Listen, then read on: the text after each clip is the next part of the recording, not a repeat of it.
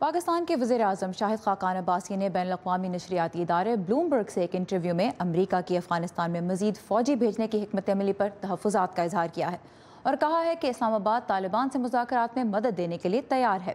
اس سے پہلے ہفتے کے روز کابل میں Afghanistan Pakistan action plan for solidarity کے تحت پہلا اعلیٰ سطحی اجلاس بھی ہوا، جس میں پاکستان نے کابل میں دہشت گرد حملوں کی مشترکہ تحقیقات کی پیشکش بھی کی۔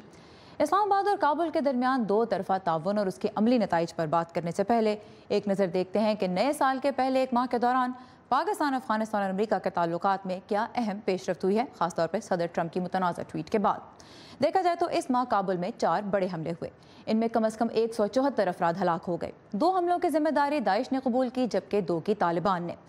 20 جنوری کو ہوٹل انٹر کانٹیننٹل پر طالبان کے حملے کے بعد افغانستان نے الزام لگایا کہ اس کے لیے دہشت گردوں کو مدد پاکستان سے ملی، اور 27 جنوری کے خونریز حملے کے چوتھے روز یعنی بدھ 31 جنوری کو افغان وزیر داخلہ اور انٹیلیجنس چیف اسلام آباد آئے اور اگلے روز کابل میں بتایا کہ انہوں نے پاکستان کی اعلیٰ قیادت کو ایک حملہ آور کا یہ اعترافی بیان پیش کیا ہے کہ اسے تربیت پاکستان میں ملی، جہاں اس نے طالبان کمانڈروں کو آزاد پھرتے بھی دیکھا،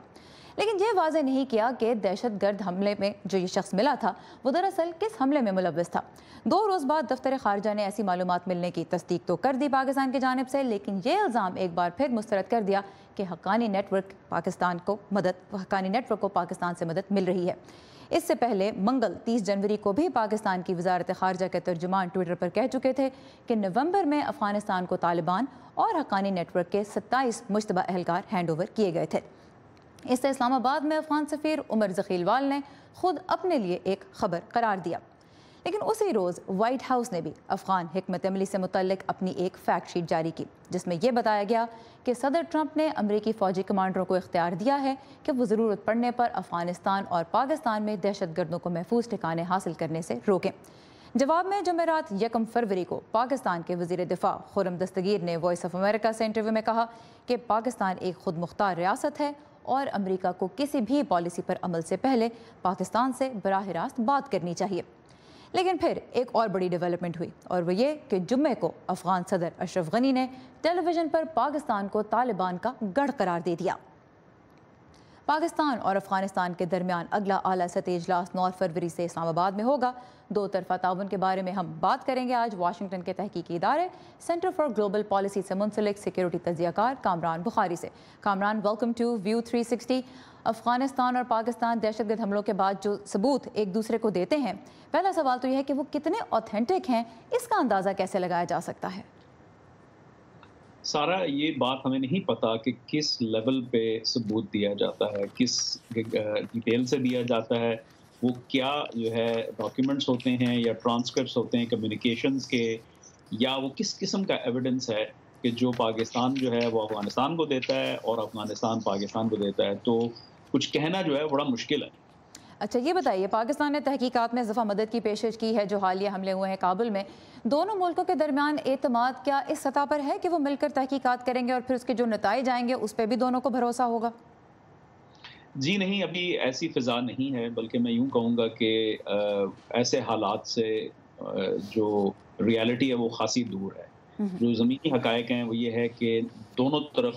شدت سے جو ہے نا ایک عدم اعتماد کی فضا ہے، جہاں پر نہ کابل جو ہے وہ پاکستان پہ بھروسہ کرتا ہے اور نہ ہی پاکستان کابل پہ بھروسہ کرتا ہے۔ تو ابھی تو کانفیڈنس بلڈنگ کے میں کچھ وقت لگ جائے گا، اور یہ اسیوم کرتا ہے کہ کانفیڈنس بلڈنگ کے جو پروسیس ہے اس کے اندر کسی قسم کی کوئی جو ہے وہ رکاوٹ نہ آئے۔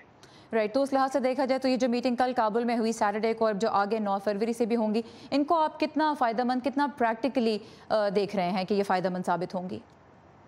دیکھیں، اگر تو کوئی یہ امید کر بیٹھا ہے کہ بھئی اس میٹنگ کے بعد اور کچھ اور چند میٹنگ کے بعد جو ہے وہ دونوں سائڈ جو ہیں وہ ایک انجن کی طرح کام کرنا شروع کر دیں گے بہتری کی طرف، تو میں سمجھتا ہوں کہ وہ قبل از وقت ہے اس قسم کی امید لگانا۔ ابھی بڑا وقت لگے گا، اور پھر میں یوں کہوں گا کہ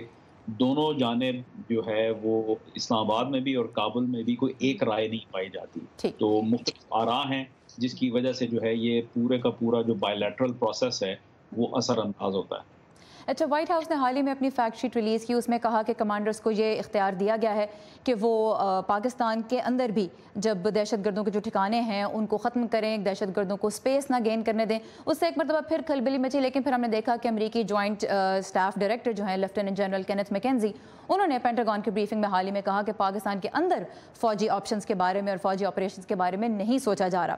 تو کچھ رپورٹوں کے مطابق تو اب افغانستان کا 70% تک حصہ طالبان کے زیر اثر ہے. ایسے میں پاکستان میں طالبان کی مبینہ موجودگی کتنی اہم ہے اگر ان کا اپنا اتنا زیادہ کنٹرول اس وقت افغانستان کی اپنی سرزمین پر ہے؟ دیکھیں، دونوں باتیں جو ہیں وہ متضاد نہیں ہیں، میوچلی ایکسکلوسیو نہیں ہیں. یہ بات بالکل ٹھیک ہے کہ لگ بھگ جو ہے کوئی 46% علاقہ جو ہے وہ طالبان کے اثر و رسوخ میں ہے، یا بالکل ایک وہ نو گو ایریاز ہو چکے ہیں. حالیہ رپورٹ کے مطابق جو ہے وہ کوئی 30% علاقہ افغان حکومت کے ماتحت ہے یا ان کے کنٹرول کے اندر ہے. تو یہ ایک حقیقت ہے، یہ ایک علیحدہ حقیقت ہے. اس کے ساتھ ساتھ یہ بھی حقیقت ہے کہ جتنے بھی بڑے لیڈران ہیں اور وہ جو پکڑے گئے ہیں یا جن کی وفات ہوئی ہے، ملا عمر اور ملا منصور، وہ پاکستانی سرزمین پہ ہوئی ہے. اور پاکستان کے اندر جو ہے ایسے عناصر اب ہیں کہ جو ان کی مدد کر رہے ہیں. اب یہ جو ہے یہاں پہ ایک پیچیدگی ہے جو کہ نہ امریکہ سمجھ رہا ہے نہ افغانستان سمجھ رہا ہے. وہ یہ ہے کہ اور نہ ہی کوئی اس پہ ڈبیٹ ہو رہی ہے، وہ یہ کہ کس حد تک پاکستان کی ریاست جو ہے، موجودہ ریاست جو ہے، موجودہ سول ملٹری قیادت جو ہے، وہ افغان طالبان کی پشت پناہی کر رہی ہے، چاہے وہ جو ہے کوئٹہ شورا ہے یا پشاور شورا ہے یا حقانی نیٹ ورک ہے یا اس کا کوئی بھی دھڑ. اور کس حد تک جو ہے یہ افغان طالبان جو ہیں وہ پاکستان میں اپنی جڑیں مضبوط کر چکے ہیں، غیر ریاستی عناصر ان کی مدد کر رہے ہیں. اس کا ٹھیک سے کہنا جو ہے میں نہیں سمجھتا کہ میرے جیسے تجزیہ نگار کے لیے تو یہ بہت اوپیک جو ہے گلاس ہے، اس کے اندر جو ہے جھانک کر دیکھنا بڑا مشکل ہے کہ حقیقت کیا ہے. آلرائٹ، تو پھر وہی سوال بن جاتا ہے کہ جو انٹیلیجنس ان معاملات کے بارے میں مل رہی ہے وہ کتنی درست ہے، کتنی اوتھینٹک ہے. کامران بخاری، آپ کے وقت اور آپ کے انسائٹ کا بہت شکریہ.